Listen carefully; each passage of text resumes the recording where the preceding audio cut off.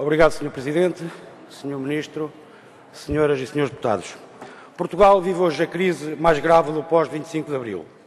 E de nada adianta, como fazem alguns, procurar fugir ao que é evidente. Esta crise não caiu do céu, não é produto de qualquer intervenção divina e também não é fruto do acaso. A crise tem responsáveis, esses responsáveis têm partidos, esses partidos têm nome e esses nomes são o PS, o PSD e o CDS-PP. Os responsáveis são os partidos que têm estado no governo ao longo dos últimos 35 anos. Foram eles, e só eles, que levaram o país à situação desastrosa que o país atravessa. Na verdade, foi a partir da última intervenção do FMI no nosso país que começaram as privatizações em grande, com o PSD de Cavaco e Silva, o tal que prometeu o pelotão da frente, e como resultado o Estado perdeu importantes instrumentos da política macroeconómica e o poder económico passou a ditar toda a política económica do país. E o problema foi que os governos que se seguiram até hoje, fossem do Partido Socialista, do PSD e do CDS-PP, mas não fizeram que orientar a política económica para servir as pretensões desses grandes grupos económicos. Mas face ao fraco crescimento da nossa economia, associado à destruição da nossa indústria, da nossa agricultura e das nossas pescas, o que esses governos provocaram para assegurar esses objetivos foi o profundo endividamento do Estado, das empresas e das famílias.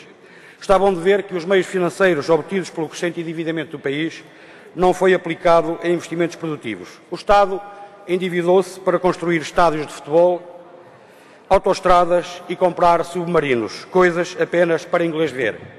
Promoveu o transporte rodoviário, muito mais caro e muito mais nocivo para o ambiente e criador de mais dependência externa, em prejuízo do transporte ferroviário.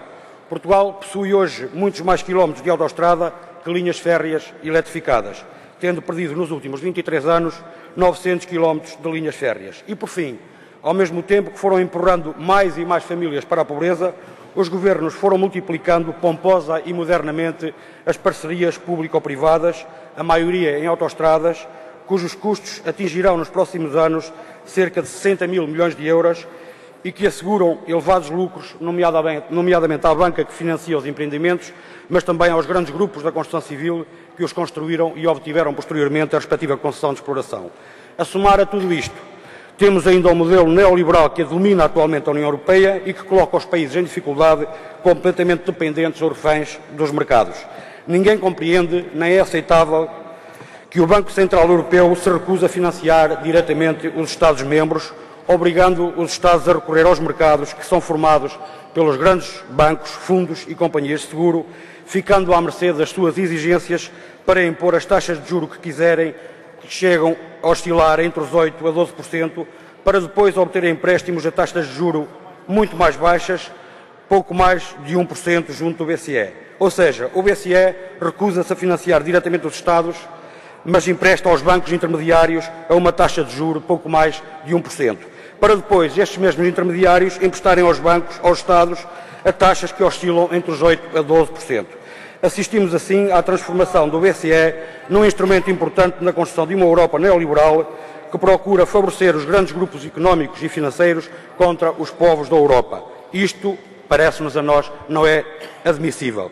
Isto até devia dar cadeia. Ou se não devia dar cadeia, devia pelo menos pôr-nos a pensar. Se calhar dá vontade de rir alguns, eu compreendo porquê.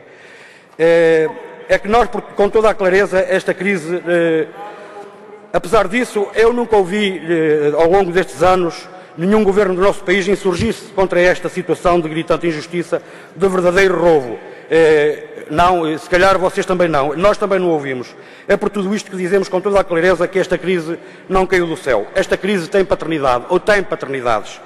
E bem sabemos que os partidos que têm estado no governo, ao longo destes anos, recordo, PS, PSD e CDS-PP, vão fazer o possível e o impossível para lavar as mãos, como fez o outro, ou enfiar a cabeça na areia, como faz a outra, para dizerem que nada tem a ver com a crise que vivemos.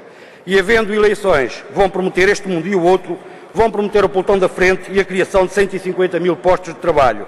Vão dizer-nos que a intervenção do FMI é inevitável, quando todos sabemos que esta intervenção externa não vai resolver nem o problema do desemprego, nem o problema da dívida.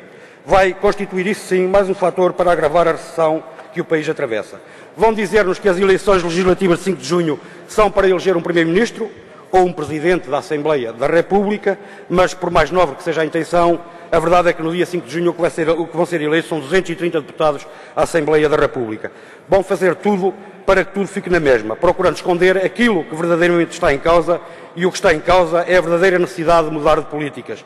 Mas o dia 5 de junho representa uma oportunidade para penalizar os responsáveis pela crise, PS, PSD e CDS-PP. A democracia tem destas virtudes, felizmente. Muito obrigado.